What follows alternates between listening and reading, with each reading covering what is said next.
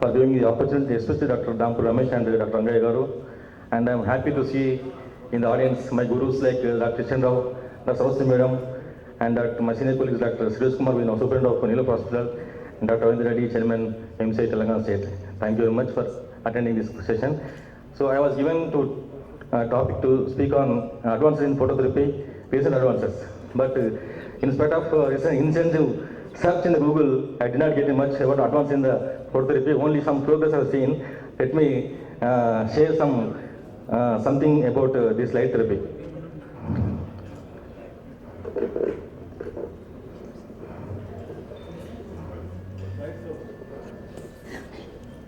Bilirubin deposits on the skin. Most jaundice in newborn infants is a result of increased red cell breakdown and decreased bilirubin excretion. So this jaundice is nothing but yellowish discoloration of the skin or smear of the newborns due to bilirubin. Affects nearly all newborns and peak is 40 to 120 hours. Typically 5 to 6 milligrams per deciliter is a common scenario, but usually does not exceed 70 to 18 milligrams per deciliter. Its pathological jaundice is when it is as per Bhutani nomogram, when it exceeds 95th percentile according to Bhutani nomogram. So when significant jaundice is labeled as when the serum bilirubin is 70 milligrams per deciliter, and it's severe when the TCV is more than 20 and extreme is more than 25 and hazardous if it is above 30 milligrams. So ever since the introduction of phototherapy in 1958 by Kramer, several models have been proposed.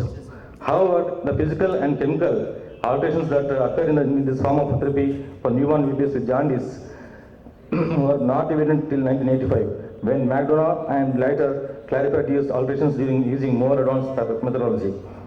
Bilirubin, along with melanin and other heme group derived substances, are light-absorbing pigments. The visible spectrum between 420 and 480 nanometers is the best absorbed by the bilirubin. So phototherapy causes two types of reactions. One is photooxidation, other is photoisomerization. Photoisomerization is very faster. Some types of phototherapy are recently neon blankets or billy blankets have been used on newborns with jaundice, and studies have shown a similar or lower efficacy compared with traditional equipment, although there is some advantage of eliminating the eye covering. However, more studies should be undertaken, especially on the oxidizing effects of the light on bilirubin. This is billy blanket. It is not only effective unless it is having other overhead photo source. So bilirubin deficiency is one of the complications of the phototherapy, but it is not documented. But some studies show that bilirubin deficiency is occurred after phototherapy, so it should be supplemented after phototherapy. Phototherapy is the mainstay of hyperbilirubinemia treatment in Indians across the gestational age spectrum. In widespread application since 1970s, phototherapy has resulted in a marked reduction in the need to perform exchange transfusions to prevent hazardous hyperbilirubinemia and bilirubin encephalopathy. The effectiveness of phototherapy is determined by the irradiance, the surface area of the exposure, and light spectrum used.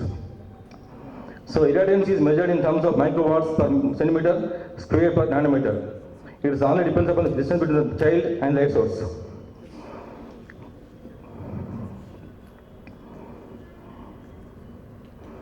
So because of the increased mortality in infants with birth weights less than or in between 500 to 750 grams, it has been recommended that phototherapy be initiated at lower irradiance levels in extremely low birth babies.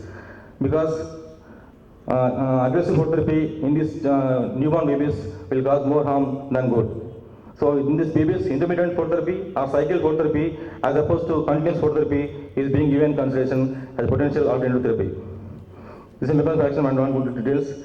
So light source, when light source is there, bilirubin is converted to photobilirubin and bilirubin, and this goes into blood, liver, then it excreted in the intestines as bilirubin or bilirubin, and some amount of the bilirubin also excreted in the kidney, liver, urine. This is the first model of the phototherapy unit, which was designed in the 1970s, and later on there are many models arrived in the market.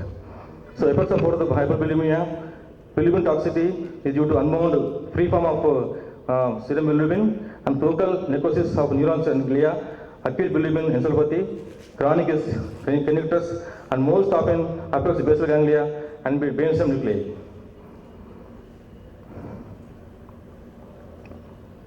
Mechanism of action of Have very good association with you.